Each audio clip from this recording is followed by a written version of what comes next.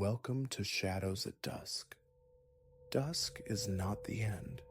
It's the doorway between two worlds.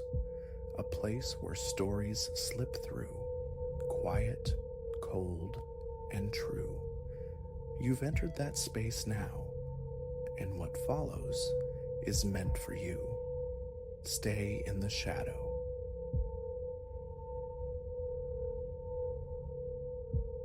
This wasn't my vigil to keep. The thought looped, a dull mantra against the 2 a.m. hush of my parents' house, timed to the pneumatic sigh emanating from Leo's room down the hall. His door, ajar, leaked the sound into the corridor where I prowled. Mother needed respite, though.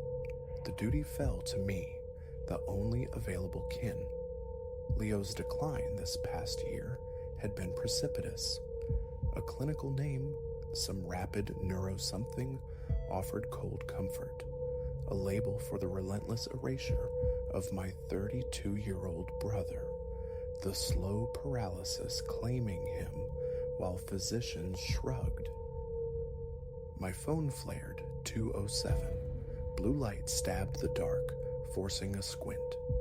5 hours yawning until the morning relief, the nurse. Polished floorboards amplified my steps towards the kitchen, the house stretching vast and hollow in the nocturnal quiet. Suburban silence, thick as velvet, pressed against the glass.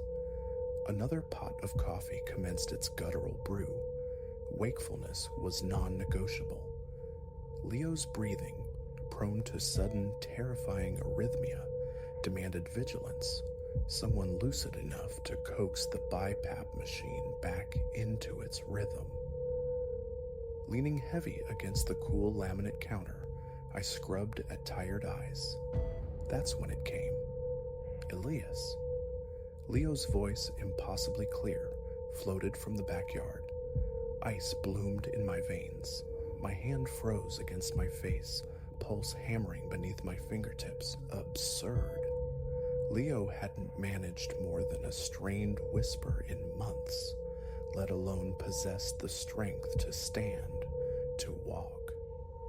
Out here, need you. Sharper now, undeniable. My mouth felt packed with dust. Drawn to the kitchen window, I peered into the impenetrable dark. No flicker from the motion sensor light. The yard lay still, it's inert. Just Mother's sleeping garden, Father's skeletal tool shed, geography unchanged. Leo? My own voice, a threadbare thing.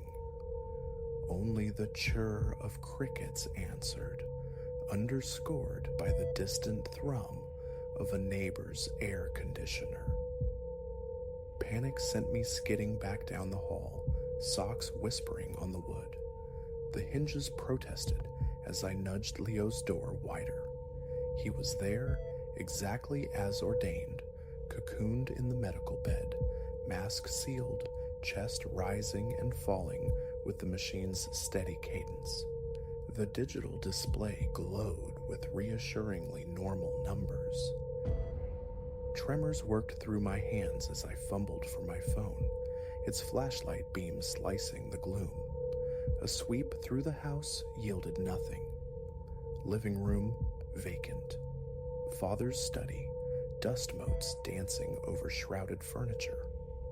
Guest bath, the maddening rhythmic plink of a leaky faucet Mother swore she'd fix. Back in the kitchen's relative sanctuary, coffee sloshed over the counter's edge as I poured, my hands betraying me. Exhaustion, surely. 20 hours awake frayed the nerves, conjured phantoms. I gulped the scalding brew, bitterness searing my tongue. In here now, the voice again, Leo's voice, from the hallway directly behind me. The mug slipped, shattering against the tile in a spray of dark liquid.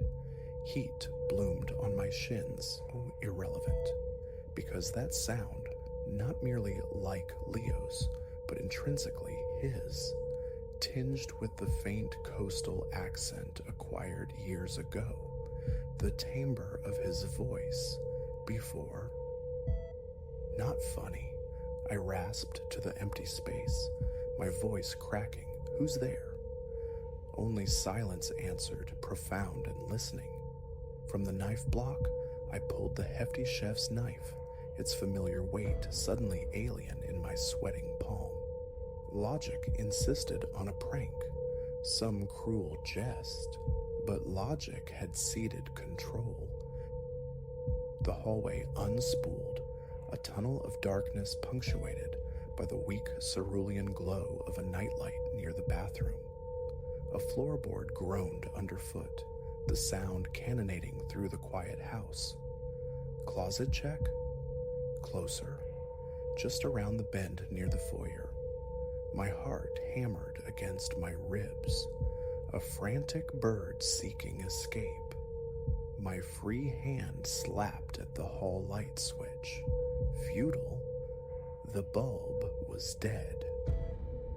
I crept forward, spine pressed to the cool plaster, the knife feeling absurdly inadequate. Reaching the corner, I sucked in a breath and risked a glance. Nothing. The front door stood resolute, deadbolt firmly shot. No ingress there. The coat closet yielded only the ghosts of winter wear and forgotten shoes. A sharp thump resonated from upstairs, directly overhead. My body locked rigid. The second floor was forbidden territory tonight, unnecessary. Leo's world had shrunk to this ground floor, his room carved from Father's old office after the illness took hold. Another thump. Then the unmistakable cadence of footsteps crossing the upper landing.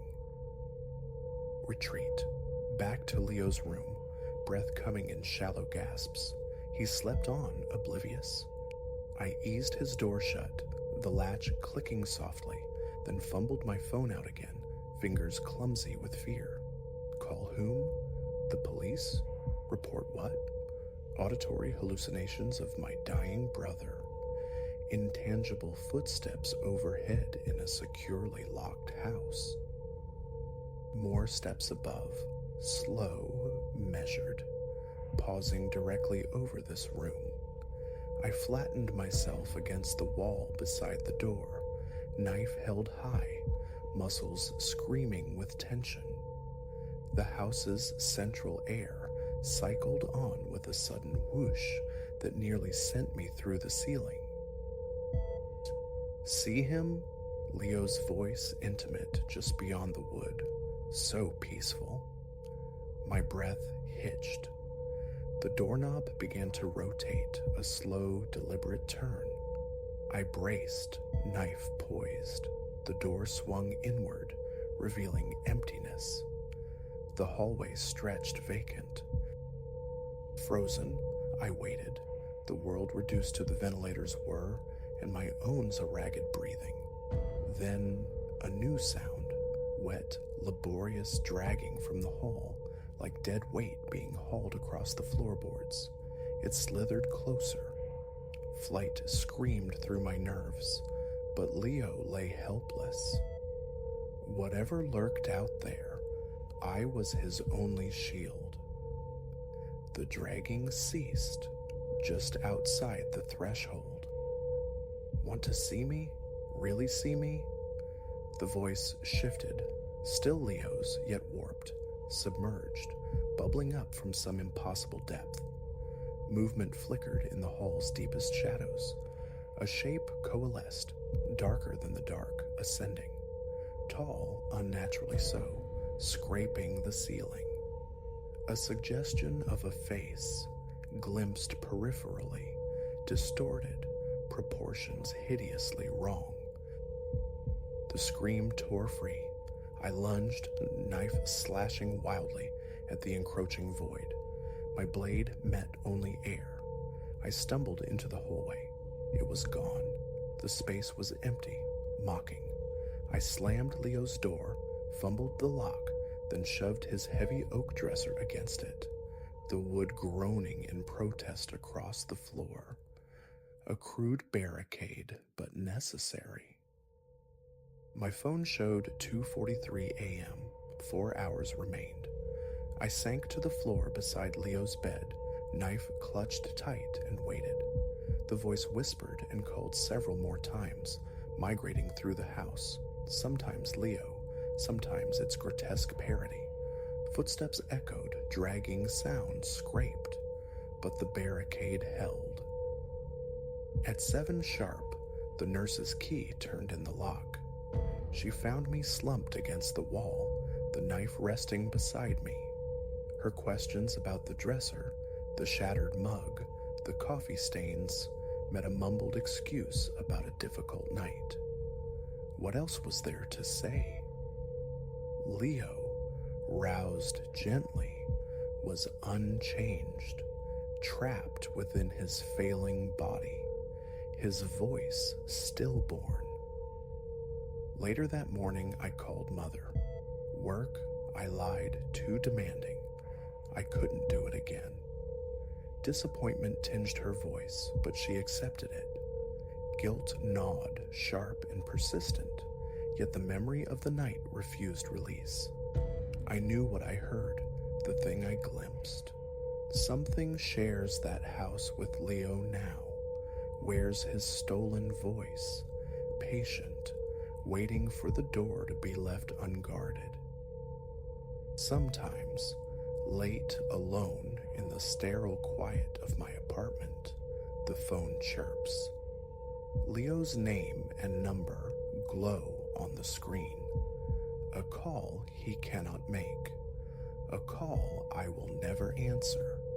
I know who or what is on the other end.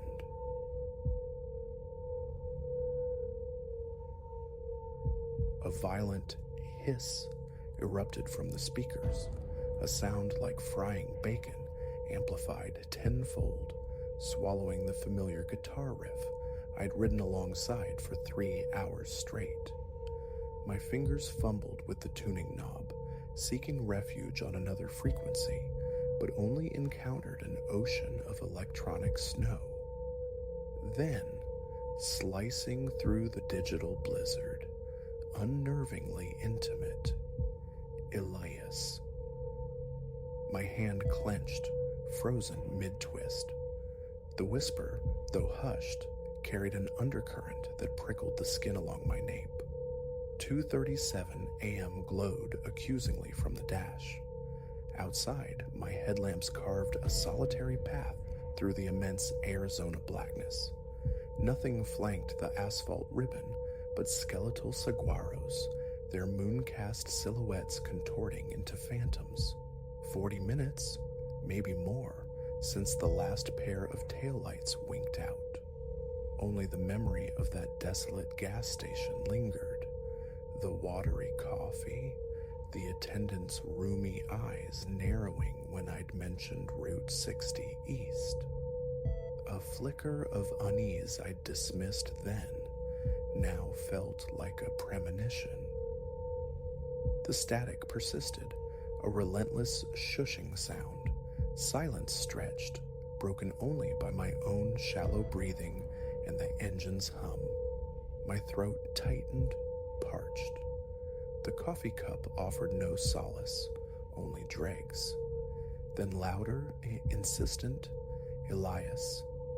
Listen. My foot slammed the brake pedal reflexively. Rubber bit into pavement as the car shuddered to a halt on the gravel shoulder. My pulse hammered a frantic rhythm against my sternum. Phone. I needed my phone, the reassuring glow of connection, another voice to anchor me.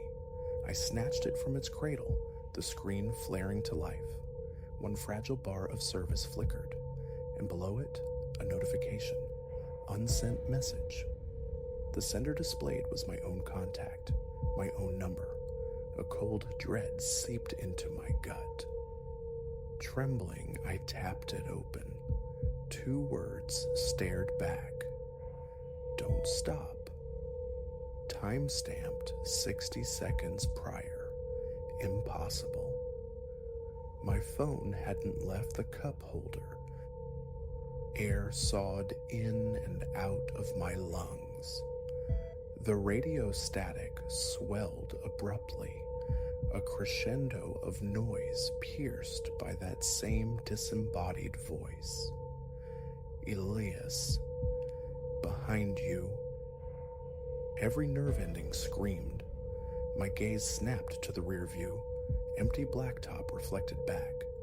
Then, far down the straightaway, twin stars ignited, swelling rapidly into blinding orbs.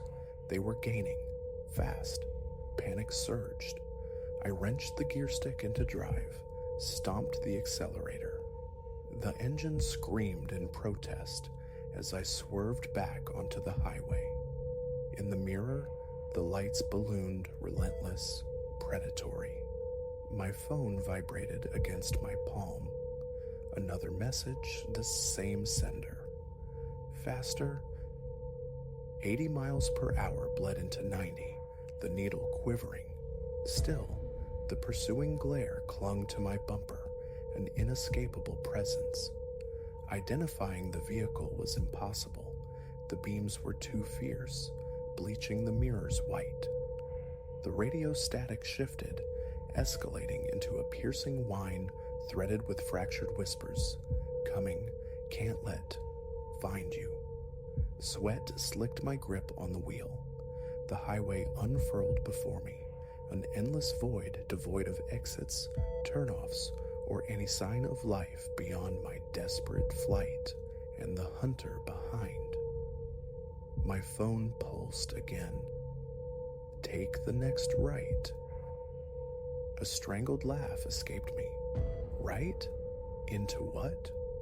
My maps showed only unforgiving desert flanking the road, a plunge into rocks and thorns. Suddenly the headlights behind intensified, an unbearable nova forcing me to avert my eyes. The pursuer's engine note deepened into a guttural roar that vibrated through the floorboards. And then I saw it, a chilling anomaly, a distinct gap in the roadside barrier. Leading off into the moonlit scrub, a rough track materialized where solid desert had been only seconds before, snaking northward into shadow. The phone buzzed, insistent, now. Instinct overriding reason, I wrenched the steering wheel starboard. Tires shrieked across the asphalt. The chassis bucked. For a heart-stopping second, I fought for control. Then the car lurched onto the uneven track, jarring my teeth together.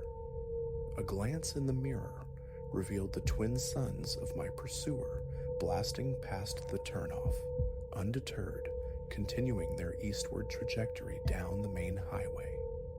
They vanished. I navigated the rutted path for perhaps a mile, adrenaline still coursing, before easing to a stop. The engine ticked, a cooling metronome in the sudden, profound silence. Even the radio was dead, utterly inert. Then, one final vibration from the phone. Get out. Walk 100 steps north. Bring the phone. For a long beat, I remained frozen, knuckles white on the wheel. Logic screamed retreat. Find the highway. Find civilization. Yet something compelled me outward. The desert air bit cold as I stepped onto the crunching earth. Counting paces northward, under the stark moonlight, shadows danced like specters around jagged rocks and sentinel cacti. 98 steps. There, thrust into the stony ground, stood a crude wooden cross, its timber bleached and split by time. Affixed to it, shielded by plastic, was a folded paper. My fingers, numb with more than cold, fumbled it free. A newspaper clipping, dated precisely 1 year hence. The headline froze the blood in my veins. Remains of missing motorist identified on Route 60. Elias Thorne, 34, apparent hit-and-run victim. Beneath it, a hastily scrawled note. Tried warning myself last time. Failed. Hope this reaches you. The script was unmistakably, terrifyingly my own. As I absorbed this impossibility, the phone screen flickered again. Not a new message, but a draft, unsent, time-stamped 1 year ago. They cycle through until they find a better substitute. The cross beats the slab. Leave this for the next you. Go west. Don't look back. The brittle paper shook in my grip. From the direction of the highway, a faint engine drone swelled, growing louder. Headlights swept the horizon, probing beams seeking something. Or someone. Panic galvanized me. I sprinted back, gravel scattering underfoot. The engine caught instantly, a small miracle. I spun the car around, pointing its nose west along the rough track, away from the searching lights, away from Route 60. The radio stayed mute. The phone remained dark and silent. Driving through the pre-dawn chill, my mind reeled, fixated on the Elias who penned that note, the Elias whose luck ran out, the Elias whose future became a news clipping nailed to a desert cross. Dawn found me pulling into a nondescript California town. A motel room offered oblivion. I slept the clock around. Upon waking, clarity, or perhaps just the need for testament, compelled me to chronicle the night's events. I sealed the account in an envelope addressed to myself, postmarked for 11 months' time. 3 weeks have passed since that night. Darkness and desolate roads are territories I no longer venture into. My phone remains blessedly free of phantom messages from my own number, though the reflex to check persists. 10 months until that envelope arrives. Whether its contents will prove redundant or vital, I cannot know. But the image of that weathered cross remains indelible, a monument to the Elias who failed, the Elias who tried to bridge time with a warning. Is another Elias out there now, cruising that same haunted stretch of highway? Will the static find him? Will he heed the whispers, decipher the cryptic guidance before it's too late? Yesterday, I acquired a different vehicle. Its dashboard lacks a radio entirely.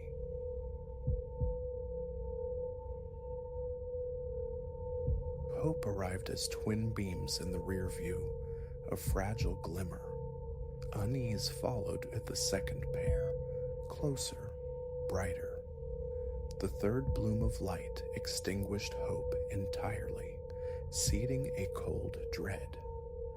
Not salvation approached, but something utterly alien to solace. I am Alara. What began as a mundane pilgrimage to my parents' Thanksgiving table, myself, my husband Julian, our son Leo, 10, and daughter Clara, 7, devolved into a fugue state from which waking offers no escape. A late departure, Julian chained to his work, had pushed us onto the desolate ribbon of asphalt, connecting forgotten towns well after the witching hour. The children slumbered in the back, cocooned in innocence, while Julian and I traded watches at the helm against the encroaching weariness. My turn at the wheel. The engine, moments before a steady thrum against the radio's murmur, coughed, a metallic death rattle. Velocity bled away. What is that? Julian startled awake from his doze. My foot pressed uselessly against the accelerator. The machine surrendered its ghost. We drifted onto the gravel shoulder, swallowed by an ink-black immensity. Julian turned the key. A pathetic click-click. Infernal machine, he breathed, thumbing his phone. Display lifeless.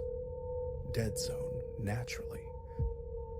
A knot of primal apprehension tightened in my gut. Stranded leagues from anywhere, the highway of void stretching into infinity both before and behind us. Then, far back down the road, a nascent glow. Deliverance. Julian, look. Relief, potent and sudden. Someone's coming. We emerged, frantic supplicants, waving into the void, small figures against the vast, indifferent dark. But the approaching luminescence felt wrong. The beams sat too high, unnaturally piercing, their trajectory unsteady, weaving like a drunken titan. The knot in my belly became ice. Just as they reached us, the lights violently sheared away, rocketing past into the concealing night. Julian stared after them, aghast. What in God's name? Before his question could fully dissipate, new lights materialized from the opposite void. A conventional sedan decelerated, its window lowering to reveal an elderly man, his face etched with roadside concern. Trouble? Our car's given up, I explained, voice tight. Could we possibly use your phone to call for assistance? His concern curdled instantly into stark terror. You shouldn't be here, he rasped, his eyes wide. Not now. Get away from this road. Why? Julian demanded, bewildered. What are you talking about? The old man's gaze darted nervously down the tarmac we'd just traversed. Whispers, things on this road, vanishings, odd lights. This is no place to linger after sundown. A tremor traced my spine like skeletal fingers. What kind of things? I pressed. But his window was already ascending, sealing him in his own world. Forgive me, can't linger. Good luck. He accelerated, tires spitting gravel, leaving us adrift again, disbelief warring with a burgeoning, nameless dread. What had he meant? What now? Then the third manifestation, not distant, but present, impossibly close, twin novas hurtling directly towards us with suicidal velocity. Inside, now! My shriek tore the night as I wrenched the door open, tumbling in. Julian scrambled after me fractions of a second before the entity howled past. Close enough to feel the displaced air buffet our fragile sanctuary. It missed us by mere inches. The children erupted from sleep, startled cries piercing the sudden quiet. Mama, Papa, what was that? Leo's voice, thin with fear. It's all right, my love, I soothed, the lie sticking in my throat like dust. Just car issues. Everything's fine. Even as I spoke, the horizon behind us ignited, not one pair of lights, but a constellation of them, a swarm converging on our position. Julian, I whispered, voice brittle, we have to leave. His face was a stark mask in the dashboard's faint glow. Trying the ignition, he turned the key. As the starter ground, a futile whine against the silence, my gaze locked on the approaching swarm. Terror bloomed, cold and suffocating. These weren't vehicles crafted by human hands. Some rode impossibly high. Others seemed to scrape the very tarmac, their movements fluid, serpentine, predatory, a ballet of lethal intent. A cough, a sputter, then, blessedly, miraculously, the engine roared, catching, holding. Julian didn't hesitate, wrenching the gear shift, launching us from the shoulder onto the asphalt ribbon. "Mama, I'm frightened," Clara wept from the rear seat, her small body trembling. "Hush now, little bird," I murmured, reaching back, my hand finding hers, a small anchor in the chaos. "We'll be all right." A glance in the mirror confirmed my falsehood. The lights pursued, closing the distance with unnatural swiftness. And now, glimpsed in the strobing glare, shadows coalesced between the glaring orbs, hulking amorphous silhouettes pacing us, loping with grotesque ease alongside their luminous steeds.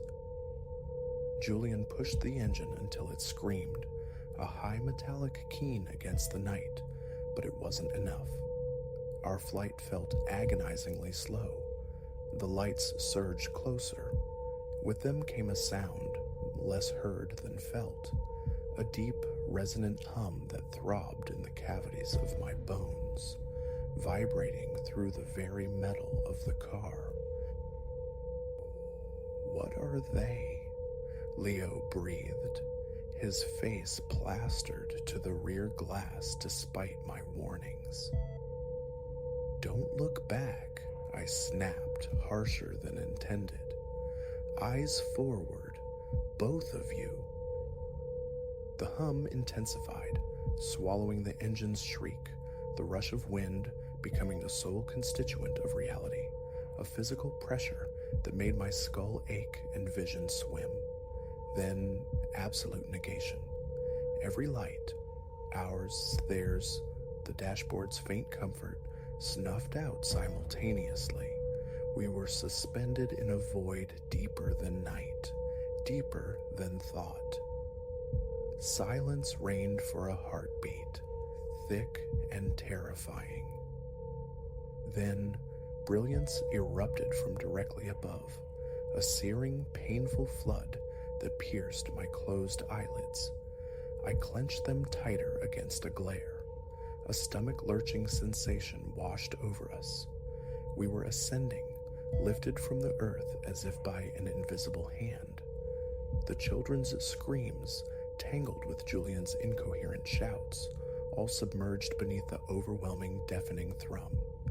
My ears clicked painfully.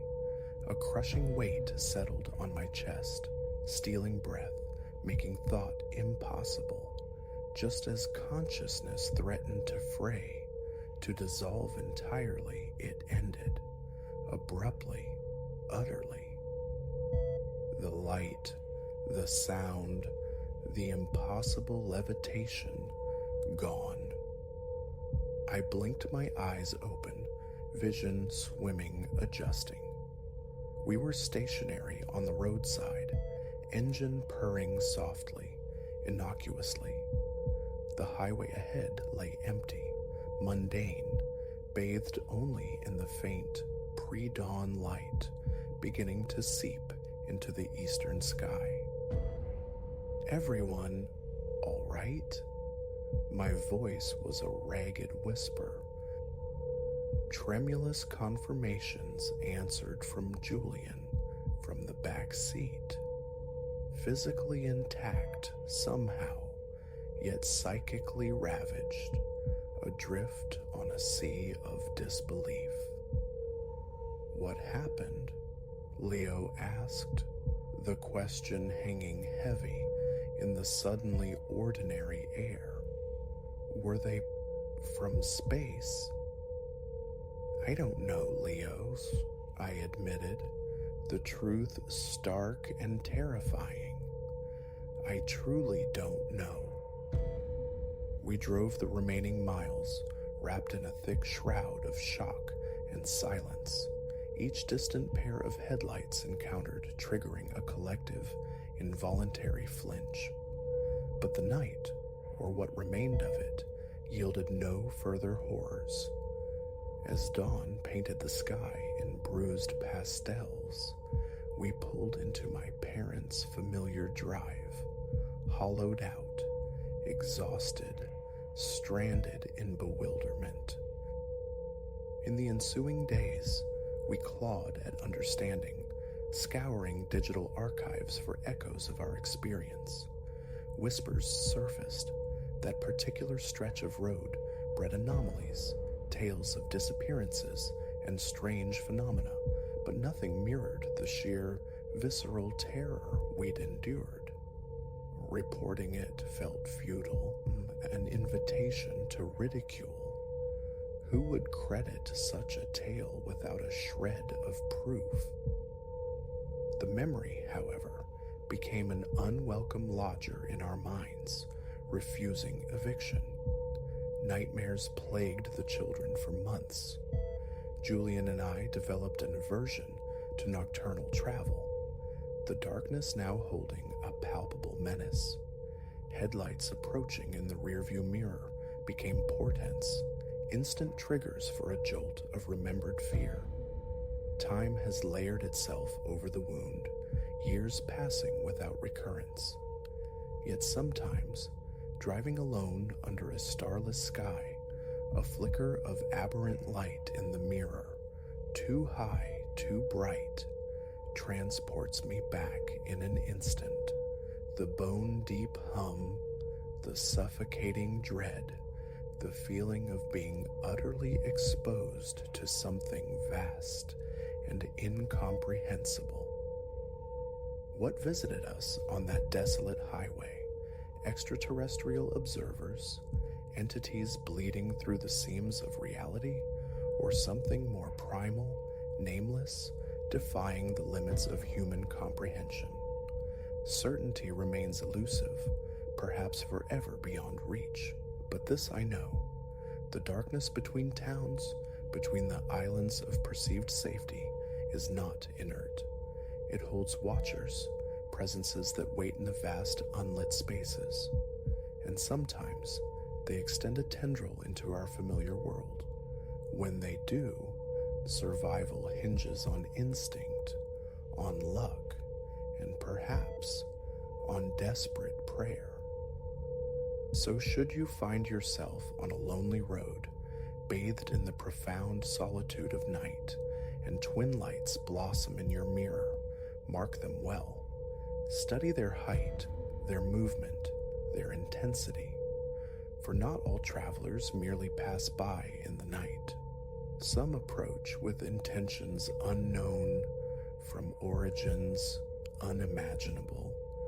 Pay attention, your passage might depend on it.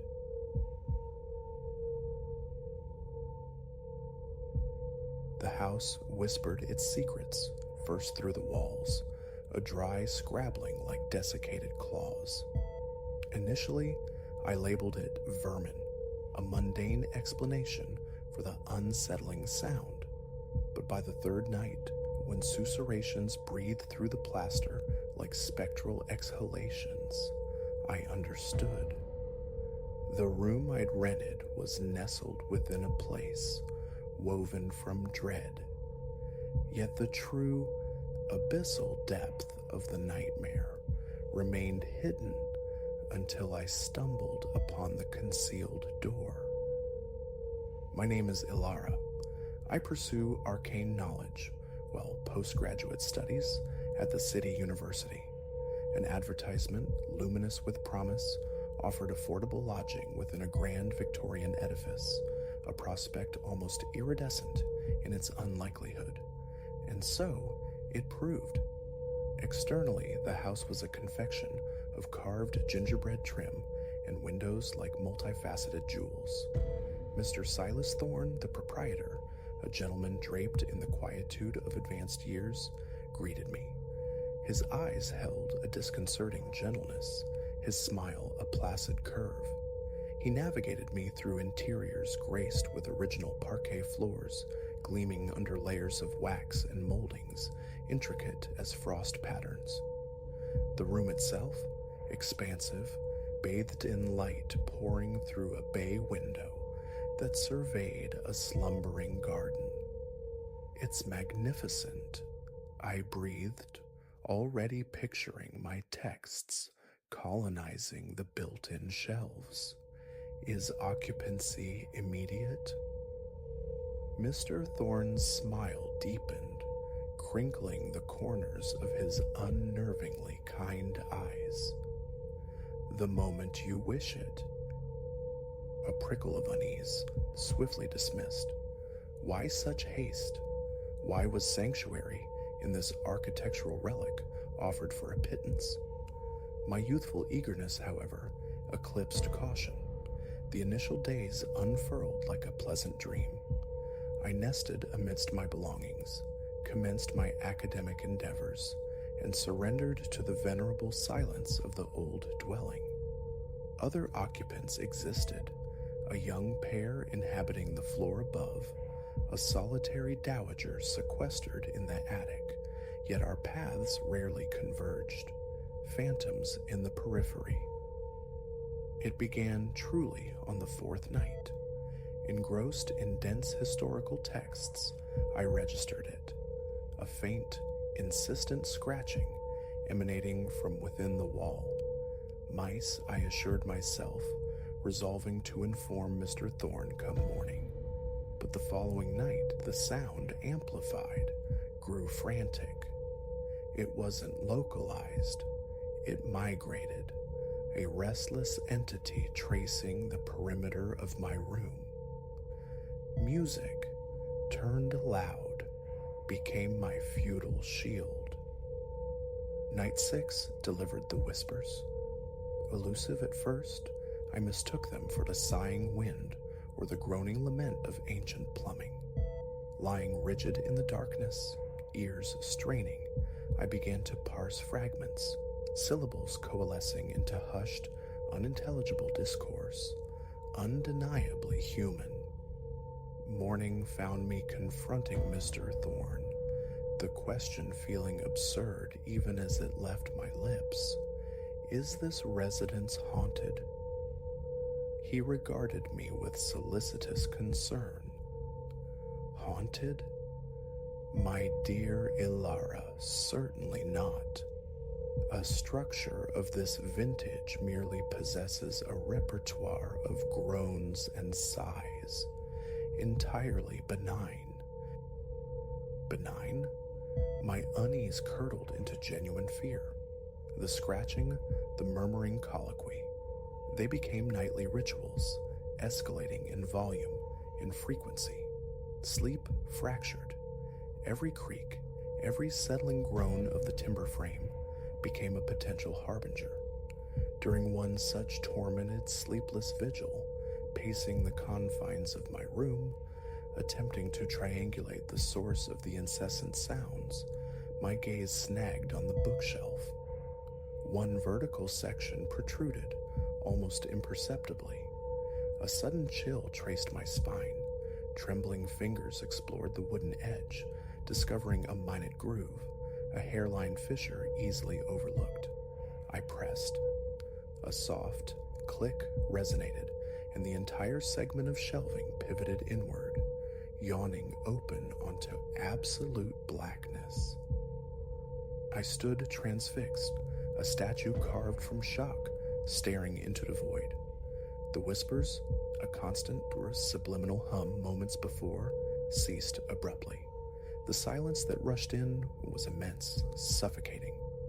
Logic screamed, shut the panel, flee, summon authorities, alert Thorne. But a darker, more potent impulse, curiosity perhaps, or a nascent dread demanding confirmation, prevailed. Clutching my phone, its screen a meager beacon, I stepped across the threshold. The air hung thick, stale, saturated with the cloying perfume of dust and decay. The passage constricted, forcing me sideways in places, a claustrophobic artery winding through the house's hidden anatomy. A sickening realization dawned, this network threaded behind every wall, a secret circulatory system permitting unseen movement throughout the entire structure. Deeper, I plunged into the labyrinthine warren, and the whispers recommenced. Clearer now, sharper, distinct phrases sliced through the gloom. She has arrived. New essence. The patron will be gratified. A primal urge to retreat, to scramble back to the known space of my room, warred with the terrifying certainty that I was utterly lost. Each turn mirrored the last in the phone's weak illumination. Then, ahead, a flicker, a faint, pulsating luminescence. Fear notwithstanding, I drifted towards it, drawn by an invisible current. The passage disgorged me into a small, clandestine chamber. Candles, guttering in unseen drafts, cast dancing shadows. The walls crawled with bizarre sigils, glyphs of unknown provenance. At the room's heart stood a rough-hewn altar, its surface stained a deep, ominous umber that I desperately prayed wasn't dried blood. But the true horror lay pinned to the far wall, dozens of photographs, candid shots, the couple from upstairs laughing, the attic recluse tending her window box, myself reading by the bay window. All of us, captured in moments of mundane privacy, utterly oblivious to the unseen observer. I recoiled, breath catching, heart hammering against my ribs like a trapped bird. Turning to flee, I found the egress blocked. Mr. Silas Thorne stood there, yet not the man I knew. The gentle eyes were now empty, lightless chasms. The benign smile stretched into a predatory rictus, revealing teeth unnaturally sharp, needle-pointed. "Welcome, Ilara," he rasped, the voice a guttural distortion, bearing no resemblance to his customary mellifluous tones. "We have eagerly awaited your contribution." Thought evaporated. Instinct took hold. I lunged, shoving past him, leveraging the element of surprise. I ran blindly, recklessly, through the suffocating passages, direction irrelevant, propelled solely by the desperate need for escape. Behind me, pursuit erupted, not just Thorne, but others. The whispers crescendoed into frantic shouts, inhuman shrieks reverberating off the close walls, the thudding cadence of multiple footfalls echoing my own frantic pulse. Just as my lungs threatened to ignite, I burst through an opening, sprawling onto the familiar floorboards of my room. Somehow, impossibly, I had found my way back. No hesitation. I slammed the hidden panel shut, the heavy antique dresser scraping across the floor as I shoved it into place. Possessions were meaningless. I fled the room, hurtled down the grand staircase, burst through the front door, and ran into the night. I didn't cease running until the illuminated sign of the campus police station offered a fragile sanctuary, my breath tearing raggedly, eyes wide with unutterable terror. They listened, of course, with professional patience, but disbelief shadowed their faces. Their subsequent investigation yielded nothing. No secret passages materialized. No candle-lit altar room was discovered. Mr. Thorne, summoned, performed the role of the bewildered, concerned landlord to perfection, delicately suggesting the pressures of academia might have induced a particularly vivid night terror. But the memory was branded onto my psyche. I knew the texture of the hidden passage walls, the scent of decay, the chilling emptiness in Thorne's eyes.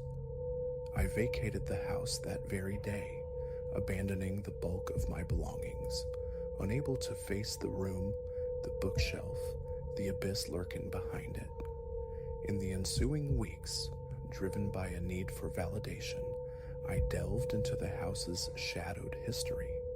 Erected in the late 19th century, by an individual whispered to dabble in occult rites.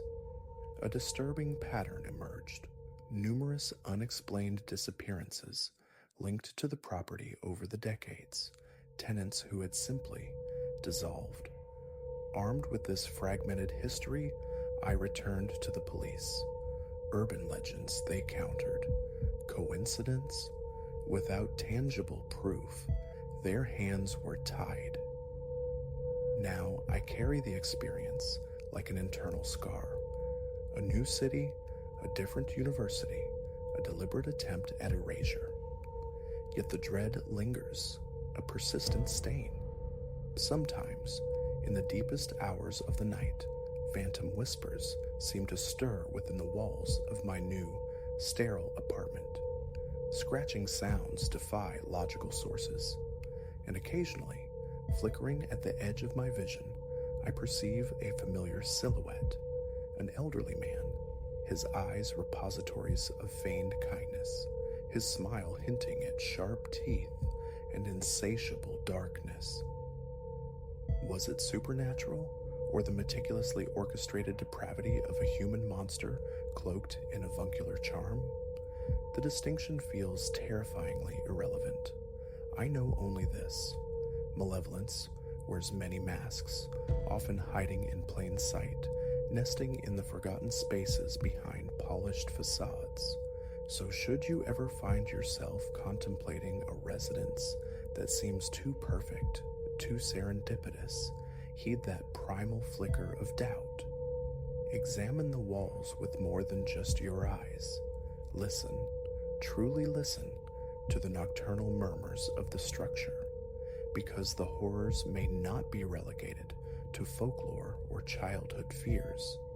Sometimes they are the ones holding the keys, smilingly inviting you across the threshold into a waking nightmare from which escape is merely a temporary reprieve. I, for one, will never again mistake the settling sounds of an old house for innocence. I know now that sometimes the monsters are already inside.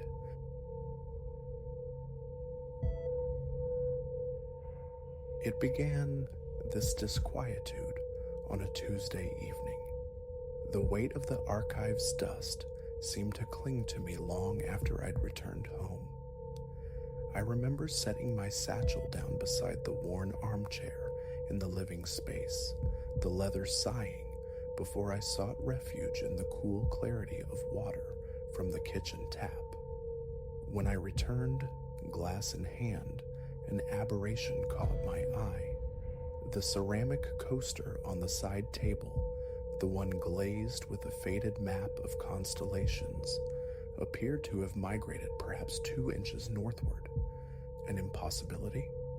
I'd placed it precisely at the table's southwestern corner the night before. Its exact locus was fixed in my mind. Solitude breeds such habits, a quiet insistence on order, a bulwark against chaos. Dismissing it as fatigue's mirage, a trick of the low light, or perhaps a tremor from my own passage, I let it go. Yet the unease lingered, resurfacing the following morning. Hurrying, already late for cataloging a new acquisition, I paused at the threshold. On the bookshelf flanking the door, a hefty volume on cartographic history, usually flush with its neighbors, stood canted at an unnatural angle.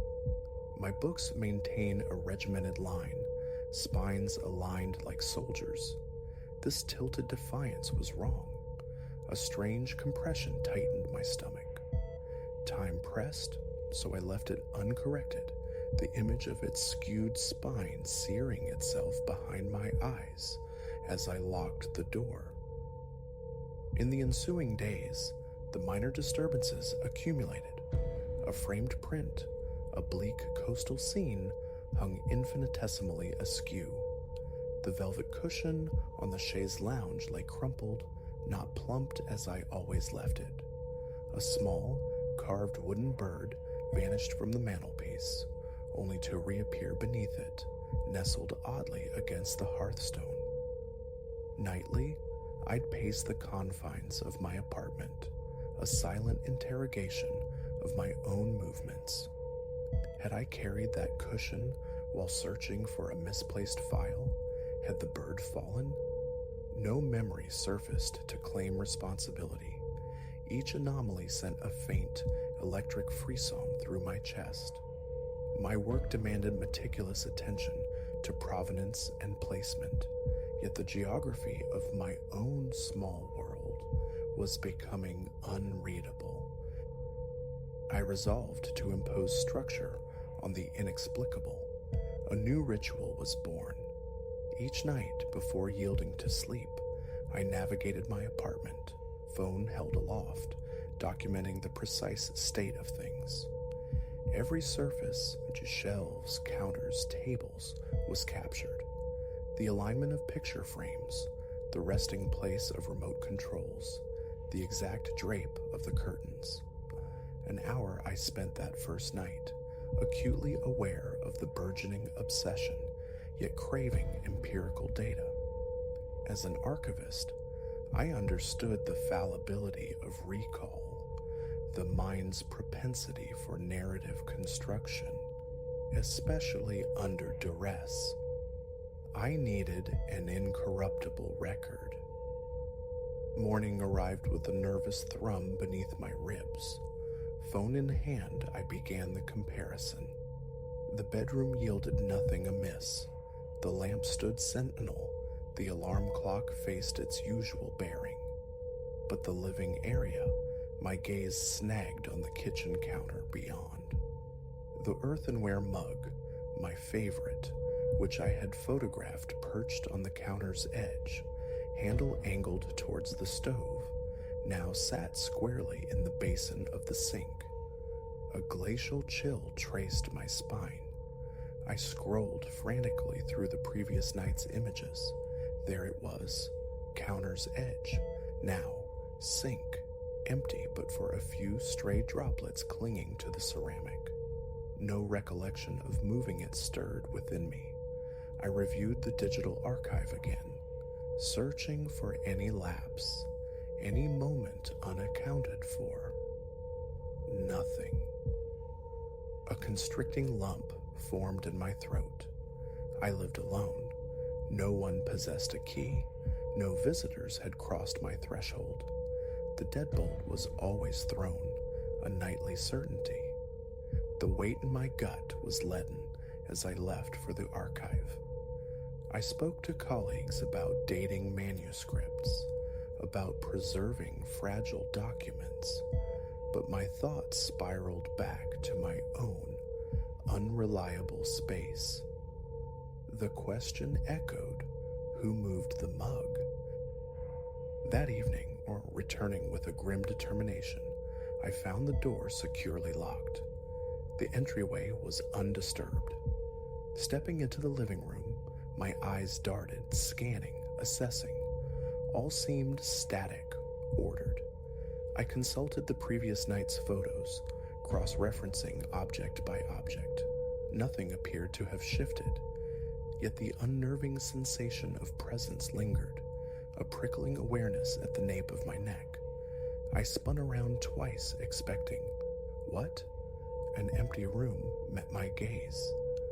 Calm yourself, Elias, I commanded silently. Deep breaths, another glass of water, the familiar routine of photographic documentation before retiring. Days bled into weeks. Minor inconsistencies persisted, subtle migrations I could almost dismiss.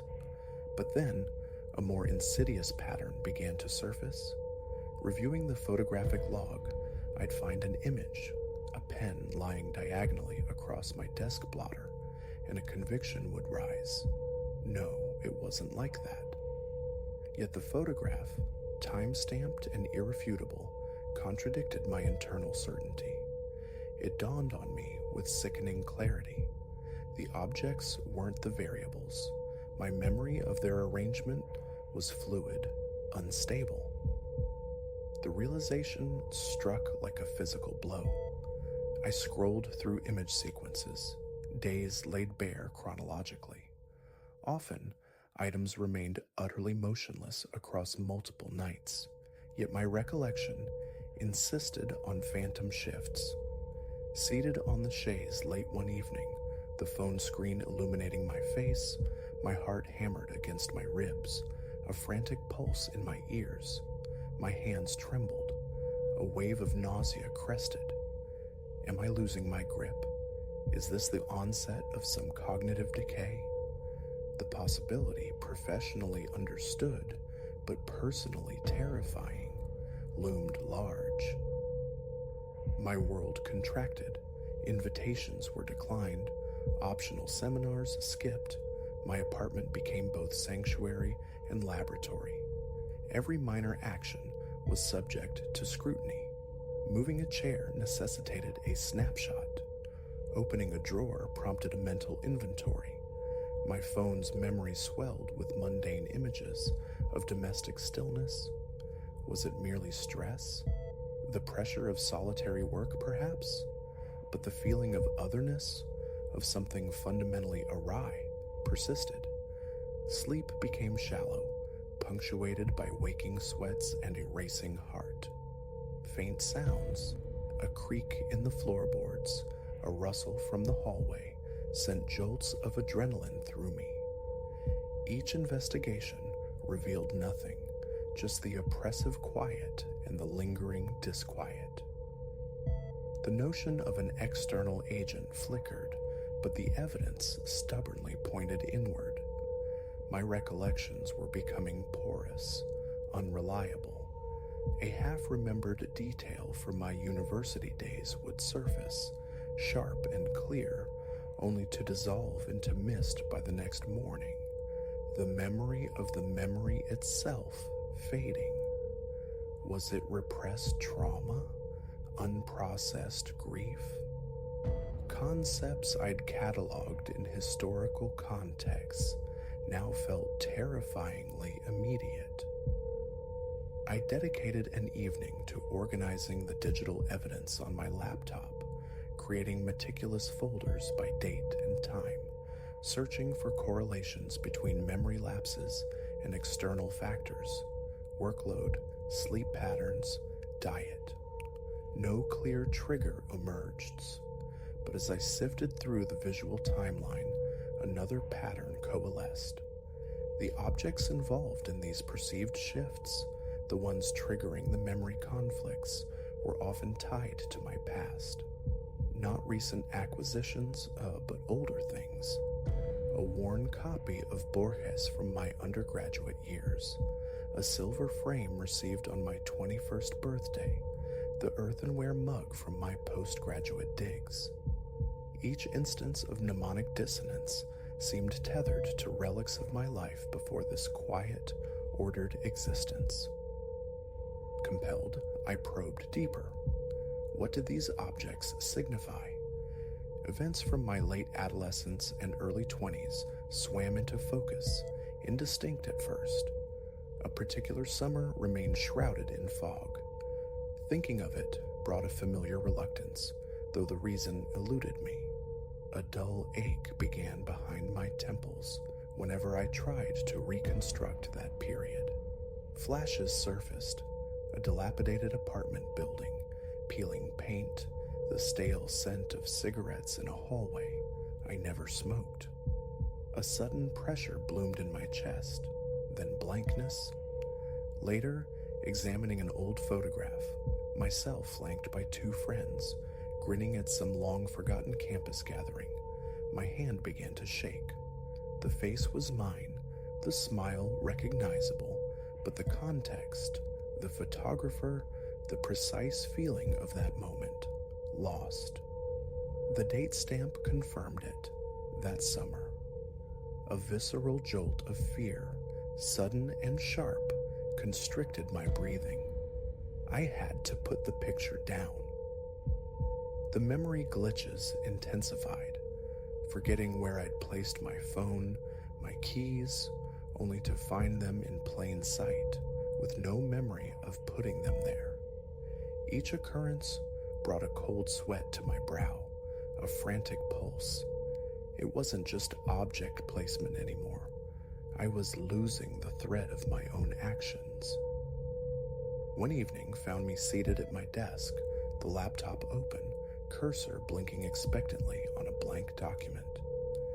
The intention to excavate that summer, write down every fragment, hoping the act itself might unlock the missing pieces. 2 sentences in, a sharp headache pulsed behind my eyes. My jaw clenched. A notification chimed on my phone. I ignored it. Forcing myself to type another phrase, my vision swam slightly. Sweat beaded on my palms. My mind recoiled, refusing the task. The days blurred. My archival duties became rote, performed on autopilot. At home, the atmosphere thickened with tension.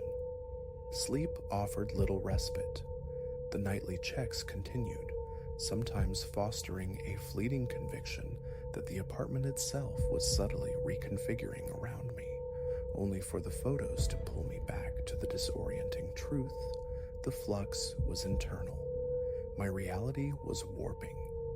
One night, a distinct sound, a sharp metallic click, emanated from the bedroom wardrobe. I scrambled upright, heart pounding, flashlight beam cutting through the dark. Empty. Hangers undisturbed, nothing amiss. Standing there, breathing raggedly, dizziness washed over me. The sound had been undeniable, yet no evidence remained. I retreated to bed, staring sightlessly at the ceiling until the gray light of dawn crept in. The thought of professional help surfaced more insistently. A colleague specialized in neurological memory studies, but the shame, the perceived humiliation of admitting this loss of control held me back. I stalled, clinging to the belief I could decipher this myself. One final strategy: audio journaling.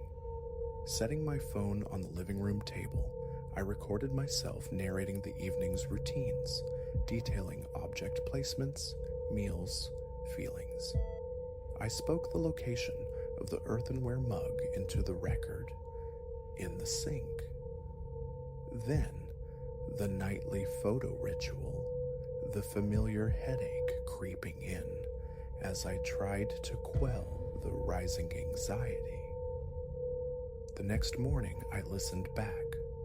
My own voice, weary but clear, listed the evening's inventory.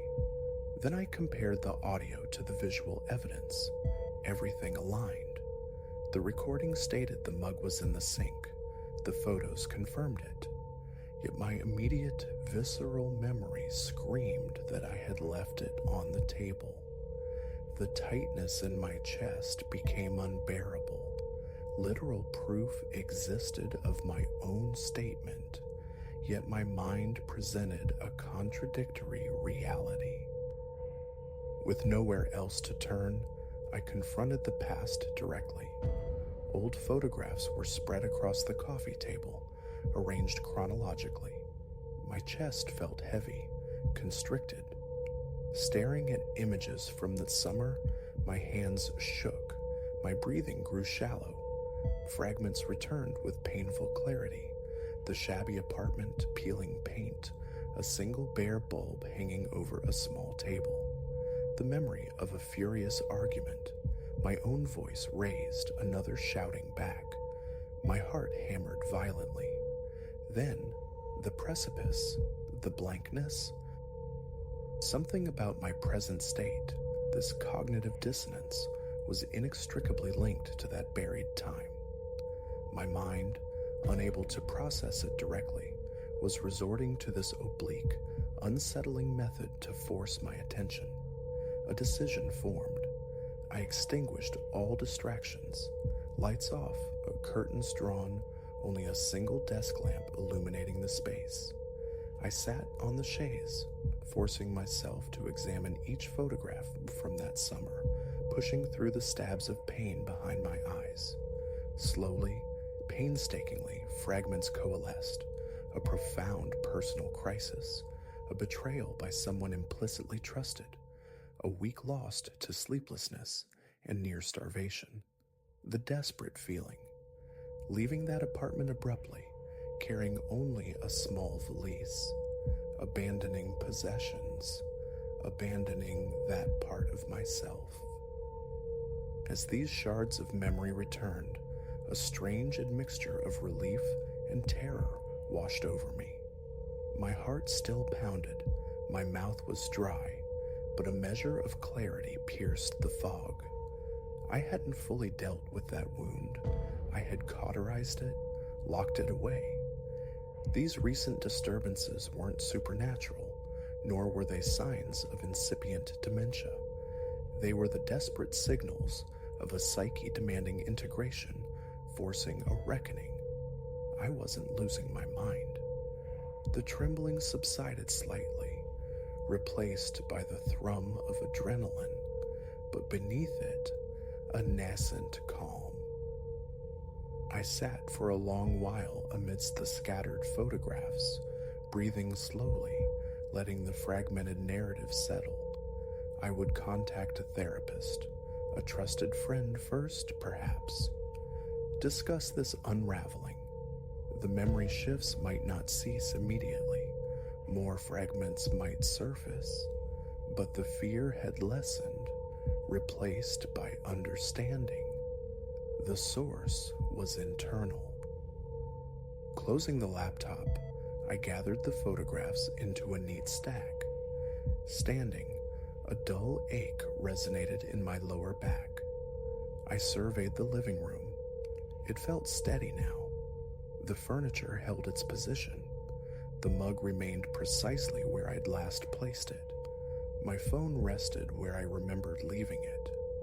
My small world felt anchored once more, even as I acknowledged the internal landscape required significant repair. The documentations would continue, a temporary scaffold, but the suffocating panic had receded. My mind wasn't betraying me. It was guiding me, albeit harshly. That singular thought offered a fragile reassurance. I walked towards the bedroom, switched off the lamp, and slid beneath the covers. My heart beat rapidly still, but my feet felt planted on solid ground. Closing my eyes, I drifted towards sleep, aware I stood at the beginning of a long internal excavation, and finally, tentatively, ready to begin.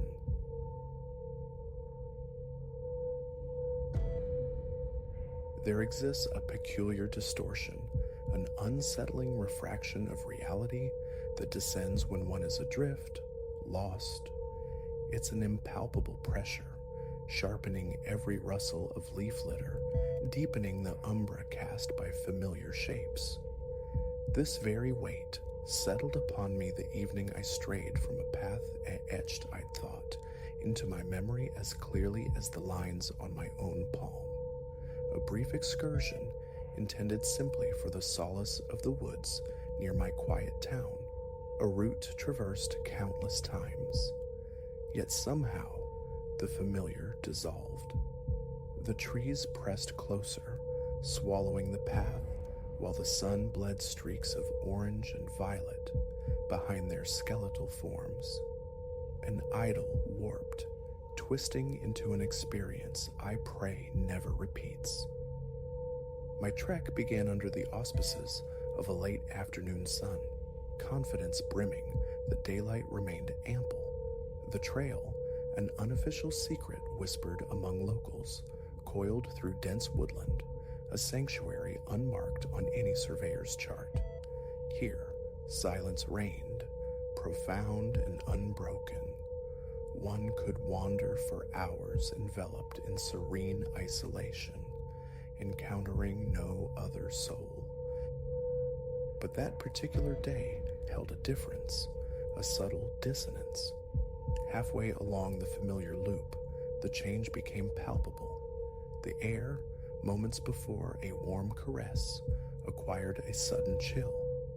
The forest darkened prematurely, shadows pooling unnaturally deep beneath the canopy. A glance skyward confirmed it. The sun, impossibly low, teetered on the horizon. Time had slipped away unnoticed. Logic screamed retreat, yet pride, or perhaps foolishness, urged me onward. I could surely complete the circuit before true nightfall. A critical misjudgment. The path grew elusive. What had always been a distinct ribbon of packed earth now blurred, dissolving into the encroaching undergrowth. Trees loomed, their branches contorting into grasping digits.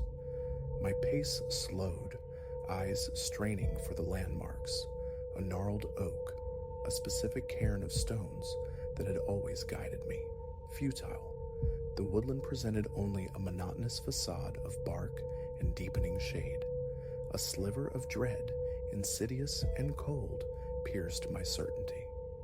Am I lost? I batted the thought away, clinging to the fiction of familiarity, quickening my steps against the rising tide of unease churning within. 20 minutes more, and denial crumbled, utterly, irrevocably lost. I halted, rotating slowly in what I presumed was still the trail's vicinity. An unnatural hush descended, thick and absolute. No birdsong, no sibilant breeze, not even the drone of distant insects. Only the ragged rhythm of my own breath and the scuff of my boots on dry leaves disturbed the void. An attempt to backtrack proved useless.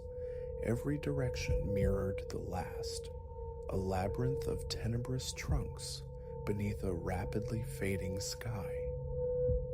My phone, predictably, offered no solace, no signal bars, only the stark, low battery icon warning against depleting its meager power. The flashlight function, now a precious commodity.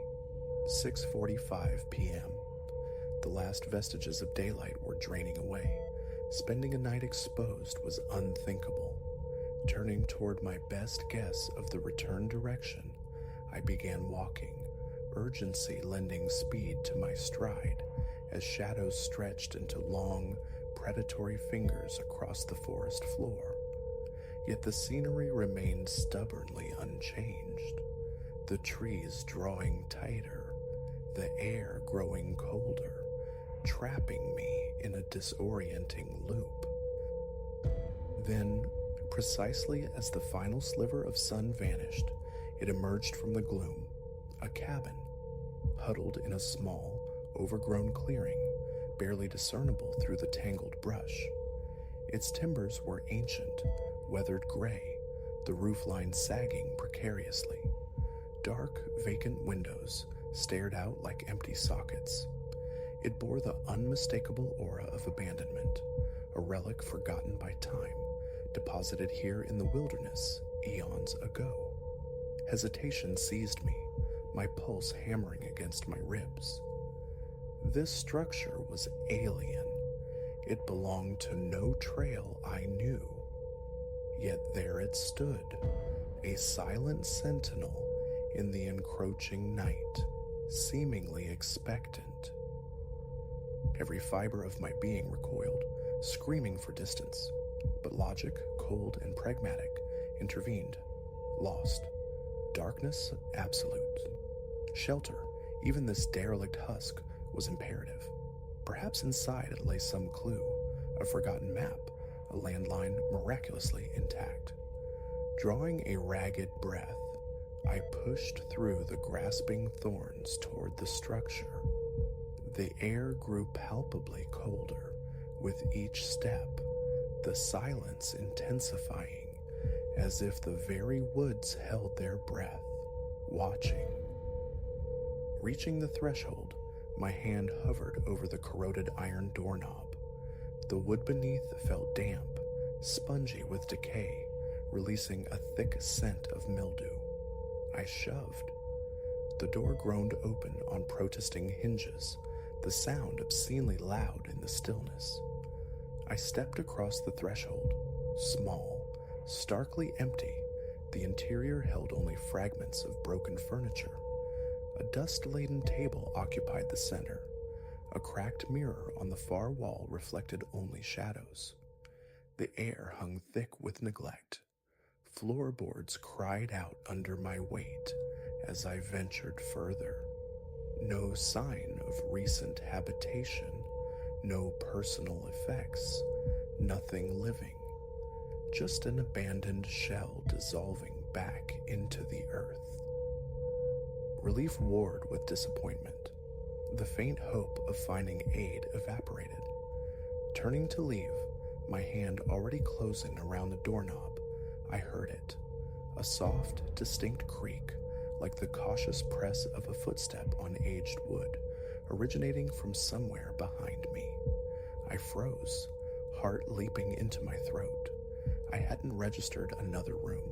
Slowly, agonizingly, I pivoted, my phone's weak beam stuttering across the vacant space.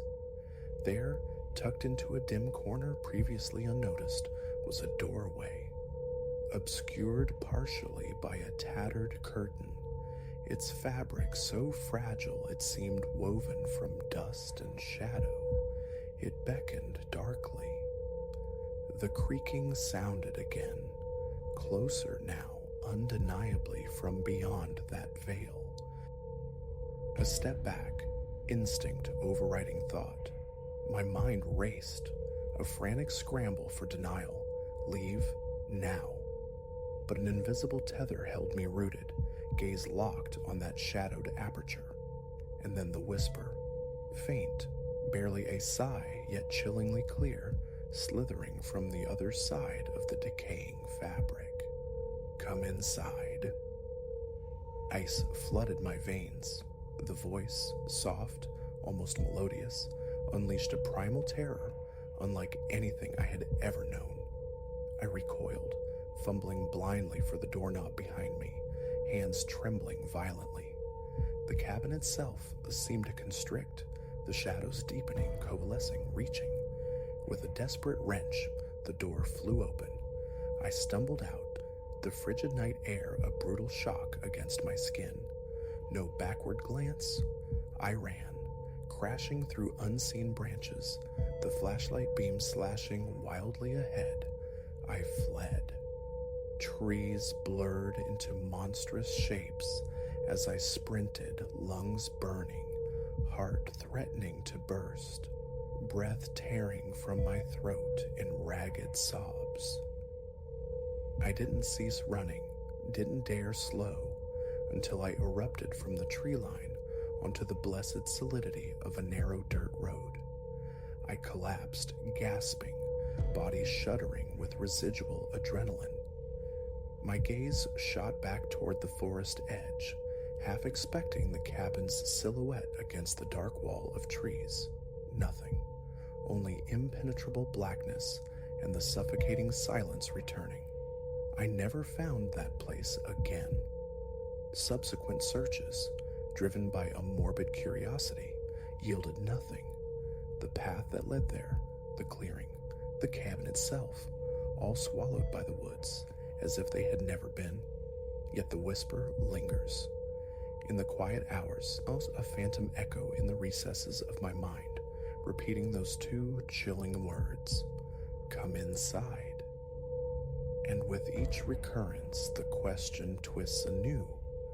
What awaited me had I obeyed?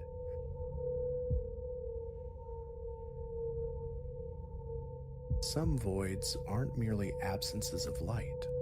They are pockets of stagnant time, heavy with the residue of abandonment. The world spins on, oblivious, leaving these forgotten corners to curdle. Such was the weight settling in my chest the evening I committed to a weekend at Reese's ancestral cabin, burrowed deep within the woods. Solitude, a balm for the city-frayed soul, that was the promise. A weekend unplugged, yet the threshold itself whispered a different truth. Not the vibrant hush of wilderness, alive with rustling leaves and unseen scampers, but a profound, breathless vacuum. The cabin, a relic passed down through Reese's lineage, stood untenanted for years. His invitation, extended casually, felt like deliverance. He and Chloe would follow tomorrow. I, craving a solitary prelude, pushed ahead. Visions of firelight, turning pages, a serene communion with self. The drive, however, devolved into a serpentine crawl along a rutted track that seemed less a path to somewhere and more an unraveling from everywhere. Twilight bled across the sky as I finally reached the clearing. Long, skeletal shadows stretched from the tree line. The structure itself, weathered timbers, a resolute stone chimney, a porch gazing blankly into the encroaching forest. Picturesque, perhaps, in its isolation. Yet the silence pressed, an almost physical force. My boots echoed on the groaning porch planks. The door protested, its hinges screeching a metallic lament against decades of stillness. Inside, the air hung thick, tasting of mildew and time-decayed wood. A flicked switch coaxed reluctant life from a bare bulb, its wan light painting the single main room. Hearth, rudimentary kitchen alcove, a closed door hinting at slumber quarters beyond. A sofa slumped before the stone maw of the fireplace, flanked by skeletal chairs, all draped in a fine shroud of dust, an undeniable emptiness. I wrestled windows open, hoping to dispel the stagnant air. A feeble breeze stirred, insufficient against the palpable quietude. A prickle, the persistent illusion of unseen eyes, surely just the disorientation of solitude, I reasoned. The hearth, once fed and crackling, offered a semblance of comfort. Flames writhed, casting kinetic shadows that leapt and twisted on the rough-hewn walls. Sustenance consumed, book opened upon my lap, I courted tranquility. For a spell, the illusion held. The fire's warmth seeped into my bones, its flickering dance mesmerizing. Then, a disruption, faint yet insistent, a rhythmic tap, tap, tap, originating somewhere beyond the cabin walls. My reading ceased, senses straining against the fire's gentle hiss. The sound persisted, delicate but distinct. Tap, tap, tap, like fingernails drumming lightly on glass or wood. Rising, I peered towards the nearest window, its pane a black mirror, reflecting only the hearth's glow. Wind? A stray branch? No, the cadence was too precise, too metronomicus, purposeful, as if seeking entry, or perhaps acknowledgement. A tremor started in my chest. Towards the front door I crept, the faint percussion unwavering. Flashlight retrieved, its cold beam sliced the interior gloom. I eased the door open, stepping onto the porch into a night utterly devoid of movement. The breeze had vanished. Trees stood like obsidian sentinels under the moon's stark illumination, and the tapping halted instantly, leaving only an unnerving void. My light swept the clearing, probing the dense wall of trees. Nothing stirred, only the silent woods, the lightless cabin at my back. Minutes stretched, suspended in listening. Silence endured. A settling beam, I told myself, a loose shingle rattling in a phantom breeze. Retreating inside, the bolt slid home with a decisive click. Yet the fire's comfort felt illusory now. The unease lingered, a cold counterpoint to the flames. I was not alone here. Every settling groan of the old structure, every spit and crackle from the hearth, now seemed amplified, ominous. The shadows deepened, stretching like grasping fingers. Then it resumed. Knock, knock, knock. No longer faint, but sharp, insistent. I went rigid, gaze snapping towards the windows. This time, The sound emanated from the cabin's rear flank, near the bedroom. Knock, knock, knock. Measured, unrelenting, deliberate. My pulse hammered against my ribs. Flashlight clutched tight, I rose again, a visceral reluctance warring with the undeniable presence outside. Opening the door was unthinkable. Seeing what waited, unbearable. Yet the summons intensified, louder now, demanding attention, refusing dismissal. Whatever lurked out there was patient, persistent. I forced myself towards the back, the flashlight's cone quivering in my grasp.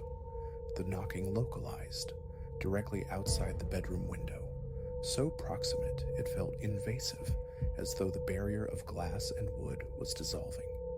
Knock, knock, knock. Reaching the bedroom door, I pushed. Hinges shrieked in protest, amplifying the silence within. A Spartan space, bed frame, dresser, a single window sealed against the night. But the sound persisted, just beyond the pain. Edging closer, breath snagged in my throat, I directed the light towards the window. At first, only the moon-washed clearing met my gaze. Then lowering the beam, my blood ran cold. There, at the clearing's verge, partially swallowed by the tree's deep shade, stood a form. Dark, singular, impossibly elongated, its limbs thin and spidery, seeming to merge with the surrounding blackness.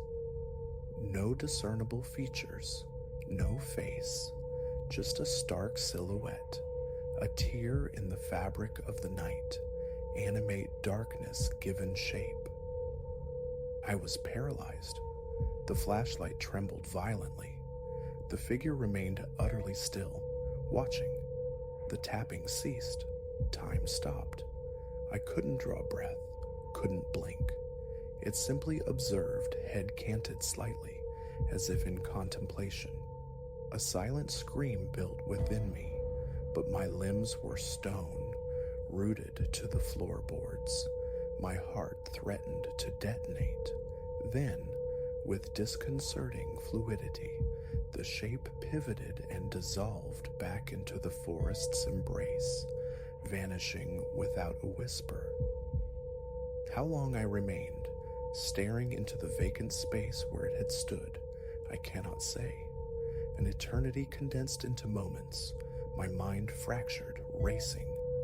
Finally, proprioception returned. I stumbled, reeling, back towards the main room's flickering firelight, heart a frantic drum against my ribs. Sleep was banished. The windows remained shunned territory. I huddled near the hearth, flashlight a cold weight in one hand, the useless phone in the other, a vigil keeper awaiting the dawn's absolution. When sunlight finally filtered through the dusty panes, bringing with it the distant rumble of Reese's approaching car, relief warred with profound dread. As he and Chloe emerged, bright and oblivious, the words died in my throat. I offered clipped pleasantries, packed my belongings with trembling hands they thankfully didn't register, mumbled an excuse about needing to return sooner than planned. They accepted it easily. I fled. That cabin remains a sealed memory, a place I will never revisit. Certain locales I now understand are repositories of stillness best left undisturbed. Some shadows are meant to remain unseen, their gaze unfelt.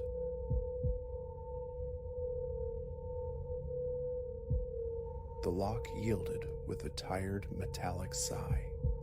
Elias pushed the flimsy door inward, the weight of 14 hours on the asphalt pressing him down, yearning for the oblivion promised by the sagging mattress. Light sputtered from the overhead fixture, illuminating dust motes dancing in the stale air, and then a flicker, unnatural, catching the periphery of his vision.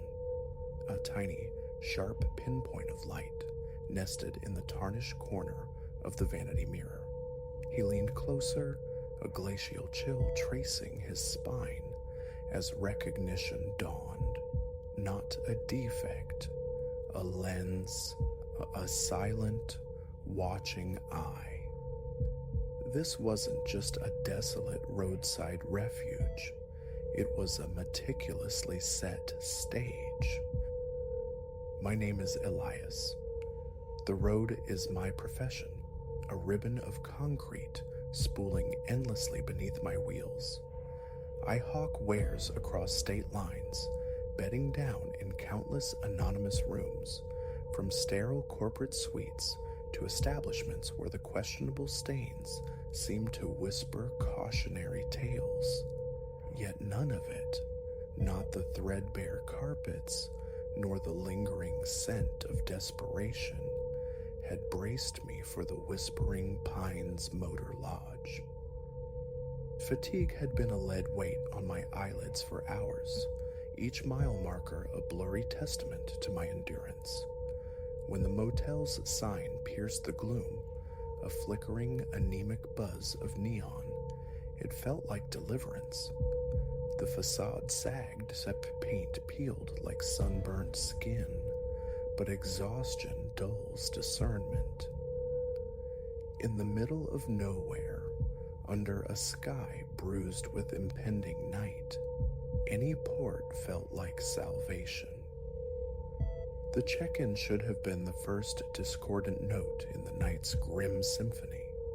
The proprietor, Silas, a man built of wire and impatience, possessed eyes like polished river stones that skittered away from direct contact.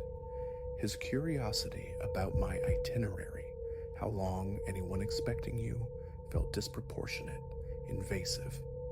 Just passing through, I'd murmured, the words thick with weariness.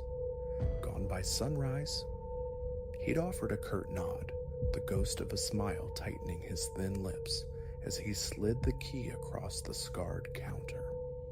Sleep tight, he'd offered, the inflection oddly weighted, sending an inexplicable tremor through me. Now, transfixed by that malevolent glint in the mirror, his words resonated with a chilling prescience. My thoughts scattered like startled birds. Was this voyeurism for profit, or prelude to something far darker? A deep, deliberate breath. Think. One lens meant others.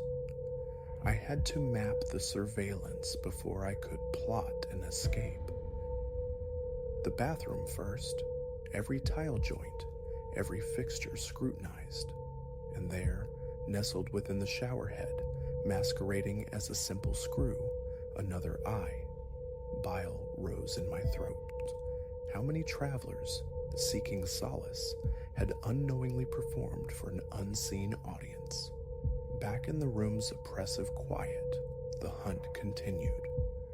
Two more materialized, one secreted within the impassive face of the television remote, another embedded in the digital display of the bedside alarm clock.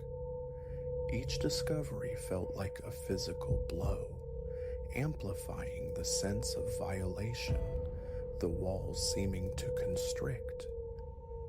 I collapsed onto the edge of the dubious bedspread, head clutched in my hands. What now? Staying was unthinkable, but midnight had bled across the land, the nearest town a distant memory, miles back down the highway. And Silas? What would he do if he knew his clandestine operation was exposed? As if summoned by the thought, my phone vibrated against my thigh. An unfamiliar number glowed on the screen. The text, enjoying the accommodations. Ice water sluiced through my veins. They knew. My fingers hovered over the keypad, poised to type a defiant reply, when a second message arrived. Don't bother calling for help. No one will believe you. Just relax and enjoy your stay. panic clawed its way up my throat, raw and suffocating. Out, now. I grabbed my overnight bag, its meager contents unimportant. My hand closed around the doorknob, then hesitated. Were they waiting? Through the distorted fisheye lens of the peephole, the parking lot lay desolate, bathed in the jaundiced glow of sputtering lamps. Another steadying breath. I pulled the door open. The night air struck like a physical blow, sharp and cold against my flushed skin. I moved swiftly, silently towards my car, keys already fumbling in my grasp. The jingle seemed unnaturally loud in the stillness. Just as my fingers closed around the car door handle, a voice slithered from the shadows behind me. Leaving so soon? Silas, oily, amused. But the show's just getting started. Slowly, I turned. He stood framed in the doorway of his office, no longer alone. Two hulking figures flanked him, their expressions blankly menacing. All three wore predatory grins. With a jolt of horror, I saw Silas held a tablet, its screen alive with multiple video feeds. My room, broadcast in stark detail. "What do you want?" The words were a ragged croak. Silas's grin stretched wider, reptilian. "Oh, we just want you to stay a while. We've got such plans for you." In that instant, rational thought evaporated, replaced by pure, unadulterated survival instinct. With a guttural yell, I flung my bag, heavy with neglect, straight at them. It struck Silas squarely in the chest, staggering him. I used that fractional second of chaos, diving into the driver's seat, hands trembling violently as I jammed the key into the ignition. The engine coughed, then roared to life, a defiant sound in the charged silence, just as one of the brutes lunged for my window. I slammed the gear shift into reverse, tears shrieking protest as I rocketed backward out of the parking space. A fleeting glimpse in the rearview mirror, three figures scrambling towards a dark, waiting truck. I hit the highway pushing 80, maybe more, the speedometer needle quivering. My heart hammered a frantic rhythm against my ribs, loud enough to drown the engine's whine. Where I was going was irrelevant. Only the accumulating distance mattered. For what felt like an eternity, I drove with the desperate focus of the hunted, eyes constantly flicking to the mirrors, searching for headlights that weren't there. Gradually, the adrenaline tide receded, leaving behind a residue of tremors and profound exhaustion. I saw the garish, welcoming lights of a sprawling truck stop and veered off the highway, finally feeling a fragile sense of sanctuary under its bright, impartial glare. Sitting there, the engine ticking cool, the events replayed in horrifying clarity. And then, a sickening realization. How many others? How many hadn't seen the glint in the mirror, hadn't felt that prickle of unease, hadn't escaped? My hands shook as I retrieved my phone and dialed 911. I recounted the nightmare to the calm, professional voice on the line, the words tumbling out in a torrent of fear and residual adrenaline. An officer would be dispatched, she promised. But as the call ended, a cold certainty settled in my gut. This wasn't over. Silas had my details from the registration card. My name, my license plate. He could find me. Sleep was impossible. I spent the remainder of the night locked in my car, starting at every passing shadow. At first light, I drove to the nearest town and filed a formal statement at the police station. The officers listened, their faces a mixture of sympathy and skepticism. Without the cameras, without corroboration, it was just my frantic story against the assumed normalcy of a roadside motel. The following weeks unfolded in a haze of hypervigilance. Every unexpected phone call, every email notification sent jolts of anxiety through me. I scanned every hotel room I was forced to enter, scrutinizing corners, vents, electronics. I half expected menacing emails, threats of exposure, demands, but silence stretched unbroken. Perhaps the police inquiry, however skeptical, had spooked them. Perhaps they simply moved on, seeking easier prey. Slowly, tentatively, I began to breathe again. The road, however, had lost its allure. The endless miles, the anonymous rooms, they were no longer symbols of freedom, but potential traps. I found different work, tethered to one place, sacrificing mobility for a semblance of security. Months later, the phone rang. It was the detective assigned to my case.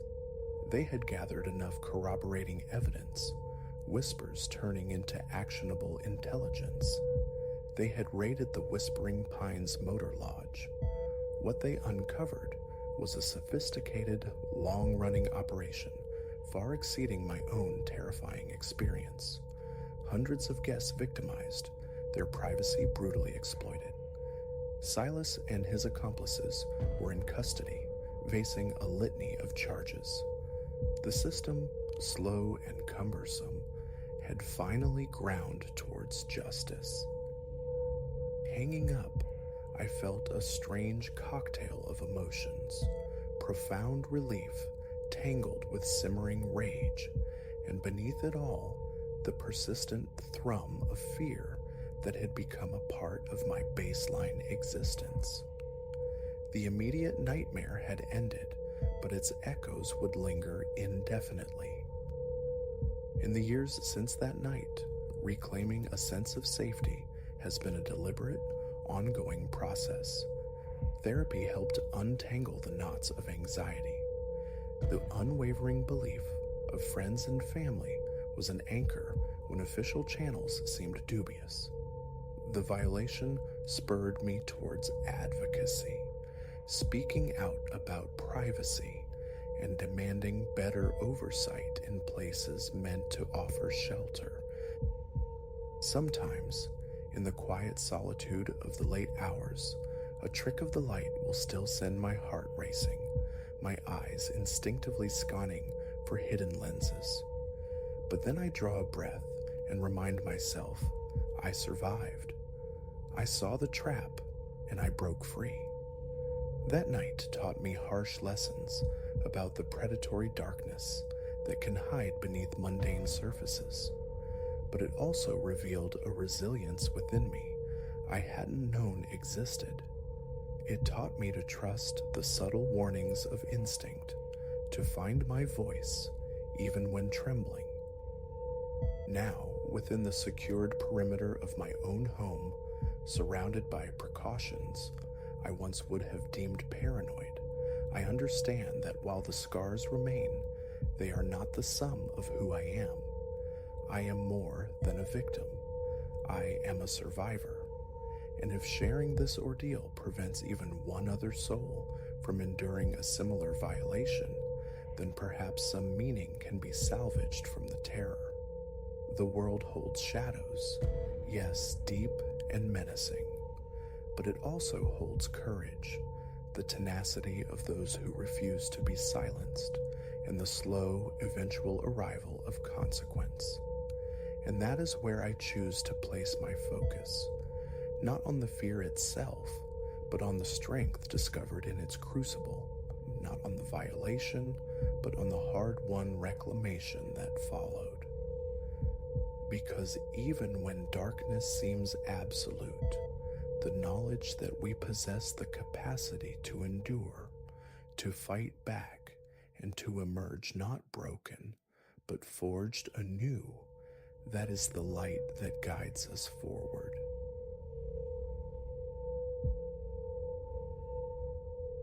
That first ring echoes still, a tremor from a night sealed away by years. Midnight encroached, the witching hour painting shadows across the cavernous lobby of the venerable edifice where I, Silas, kept watch. Night Steward is my title, a sentinel amidst the graveyard shift within these aged commercial bones, a post I've held longer than I care to count. After 9, the building typically surrendered to a sepulchral silence. Offices shuttered by 6, cleaning crews vanished by 8, leaving only the hum of surveillance equipment and my solitary presence. Even the corridor lights dimmed near midnight, conserving power, steeping the emptiness in a deeper quietude I'd learned to inhabit. But that particular night, the familiar stillness fractured.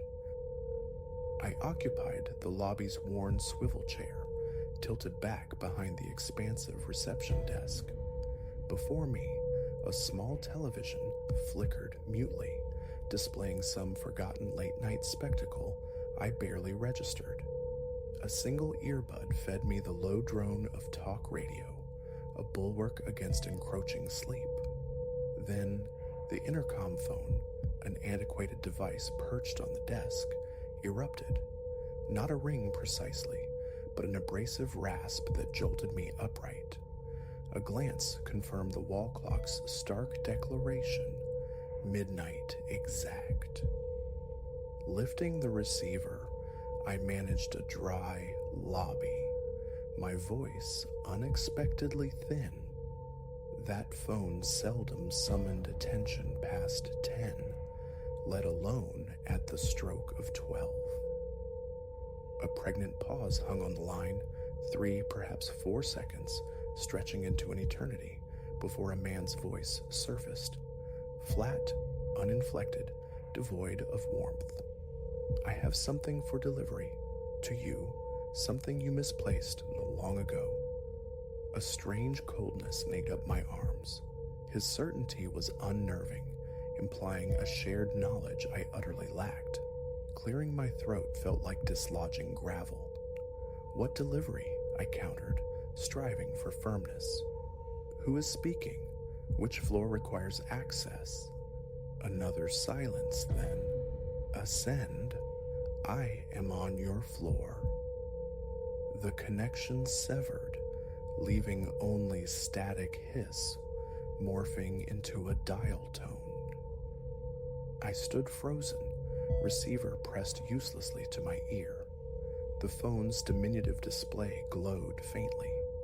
The call originated, it claimed, from floor 13, an impossibility. This structure possessed only 12 numbered levels above ground. Confusion warred with a rising tide of adrenaline as I replaced the handset. My heart hammered against my ribs. My mouth felt like parchment. Surveying the lobby, the entrance lights cast back my distorted reflection from the plate glass doors. A man in a slightly rumpled uniform, a sheen of perspiration beading on his brow. Ordinarily, the whir of ceiling fans dominated the silence. Now a faint, internal ringing filled my ears, my own body's bewildered alarm. Pushing away from the desk, I traversed the polished floor towards the elevator bank. The call button responded with mundane obedience. An elevator arrived, its doors sighing open. I stepped into the flickering illumination of its cabin, a common enough occurrence in this old building. My gaze traced the button panel, 1 through 12, plus B for basement. No 13, naturally, Such omissions were standard architectural superstition. I pressed 12. The ascent felt sluggish, waited. Usually, a subtle shift occurred in my stomach around the 6th floor, but tonight only tension climbed with the car. The doors parted on the 12th floor corridor. Dim emergency lighting painted long shadows down the deserted hallway. This level housed a modest insurance firm, long since departed for the night. Their doors stood locked and dark, the air stagnant, tinged with the scent of old paper and cooled coffee. A methodical check confirmed it. Every handle refused to turn. No sliver of light escaped from beneath any door. Utterly empty. Returning to the waiting elevator, a thought surfaced. Perhaps the disturbance originated below, some prankster tampering with the ancient phone lines in the basement. I pressed B. The car descended. Down in the subterranean storage area, amidst stacked boxes and forgotten cleaning apparatus, nothing stirred. The wall-mounted phone there lay shrouded in dust, clearly untouched for ages. A tentative touch, a lift of the receiver, only the expected steady dial tone. Replacing it, I ascended once more to the lobby. The remainder of my shift unfolded in unnerving quiet, the memory of the call a persistent cold weight. The following night adhered to its usual rhythm until the precise moment of midnight. Again, the intercom buzzed, that same grating summons. The display flickered, 13. My pulse quickened. Lifting the receiver, I offered a tentative, "Hello?" The identical calm voice responded direct as before. "Silas, ascend. I have that which belongs to you, that which you lost." My own voice rose, sharper than intended. "What? What did I lose?" A beat of silence. Then, "You will recognize it. Come to my floor." This time, frustration boiled over. "There is no 13th floor," I nearly shouted into the plastic shell. The line went dead. This night, I made no attempt at investigation.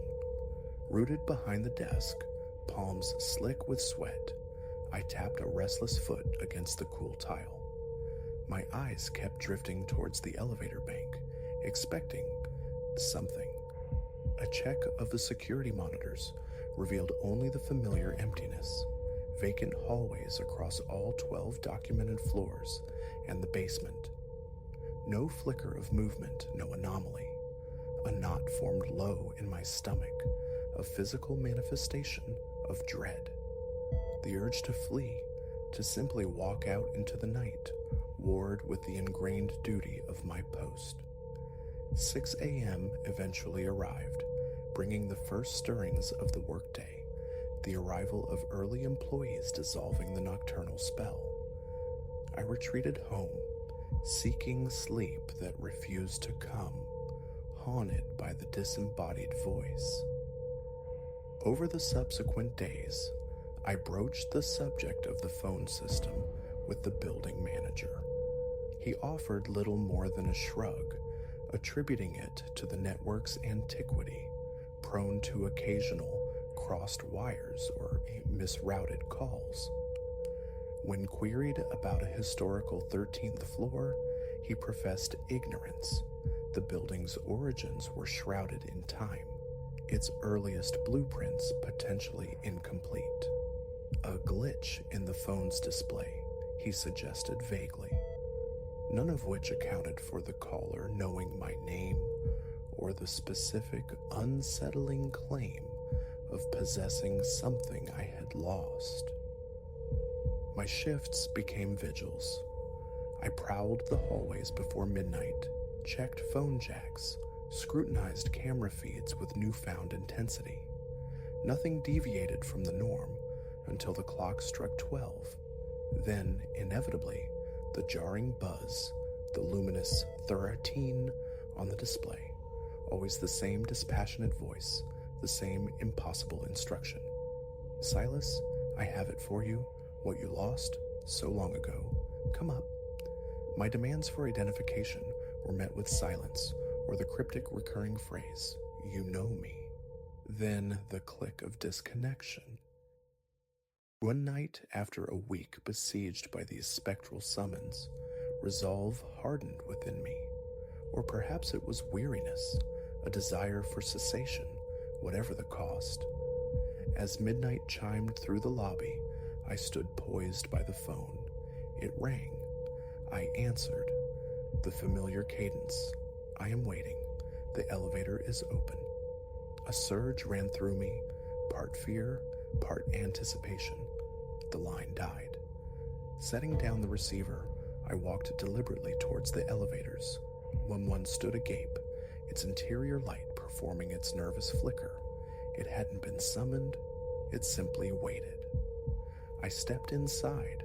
The panel remained unchanged, 1 through 12, B.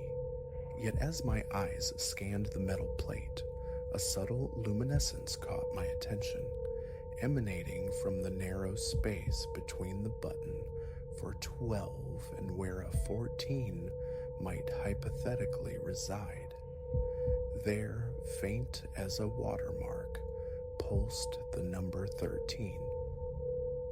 Hesitantly, I pressed the illuminated spot. For a moment, nothing. Then the doors slid silently shut. The elevator began to rise, but with a curious lethargy, slower than ever before. My hands trembled slightly. I focused on steadying my breath. The floor indicator lights climbed 10, 11, 12, then darkness. The car continued its ascent, unnumbered, accompanied by the low groan of straining cables. It stopped abruptly with a soft jolt. The doors opened onto a corridor utterly alien to me. The light here was weak, sourced from unseen fixtures, casting a pall over walls that looked unpainted for decades, streaked with grime. The carpet underfoot was ancient, patterned with indeterminate stains. A faint, musty odor hung in the air, mingling with a surprising coolness, as if a window stood open nearby, though no windows were visible. Cautiously, I edged forward, leaving one foot tentatively inside the elevator car. My gaze swept the hallway. 3 doors presented themselves, 2 on the left, 1 on the right. All bore chipped paint and tarnished antique nameplates, their inscriptions long since eroded into illegibility. Silence reigned, save for the frantic drumming of my own pulse in my ears. Compelling myself forward, I took several steps onto the decrepit carpet. Behind me, the elevator doors slid shut with soft finality. I spun around. No external call button. Just a smooth, uninterrupted wall where the entrance had been. My throat constricted. I approached the first door on the left. Its grimy knob felt cold, locked. A soft knock yielded only silence. The second door on the left proved identical. The door on the right, however, stood slightly ajar.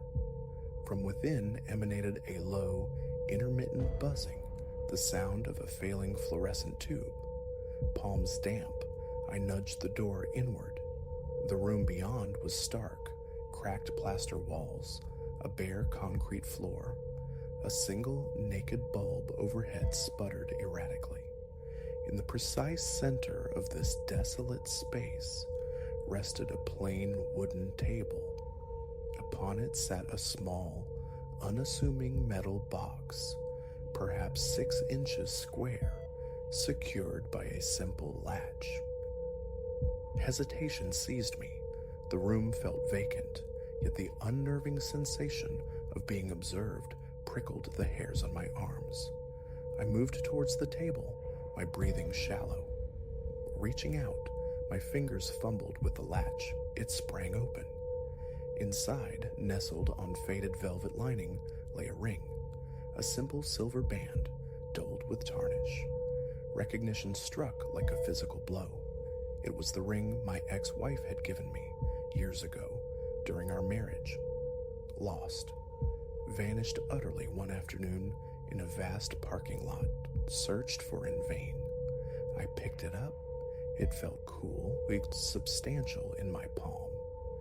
Turning it over, I saw the tiny, distinctive scratch on the inner surface, a flaw I remembered vividly. It was undeniably mine. My stomach clenched. Clutching the ring, I scanned the empty room again, desperate for a glimpse of the architect of this impossibility. Nothing. Then, behind me, a phone began to ring. I pivoted. Tucked in a dusty corner, previously unnoticed, sat an old black desk phone, complete with a rotary dial. It rang again, a sharp, insistent peal that sent a jolt through my already frayed nerves. I crossed the room, lifted the heavy bakelite receiver. Before I could utter a sound, the same flat, familiar voice spoke. "That is yours. Do not lose it again." My own voice emerged, trembling. "Who are you?" A brief pause, then the inevitable chilling reply. "You know me." A distinct click echoed, followed by silence. Replacing the handset onto its cradle, I stood motionless for a long moment, heart pounding a frantic rhythm against my ribs. Escape. The imperative screamed in my mind. Back in the hallway, I faced the spot where the elevator had delivered me. Blank wall. Cold, solid plaster met my questing fingers. Panic flared, hot and sharp. I took a few steps, rattling the locked doors again in desperation. Suddenly, behind me, the soft chime of an elevator's arrival. I whirled around. The doors stood open once more, the flickering light within beckoning. I scrambled inside, jabbing the button marked lobby. The doors closed, and the car plummeted downwards with startling speed. My stomach lurched. I gripped the handrail for balance.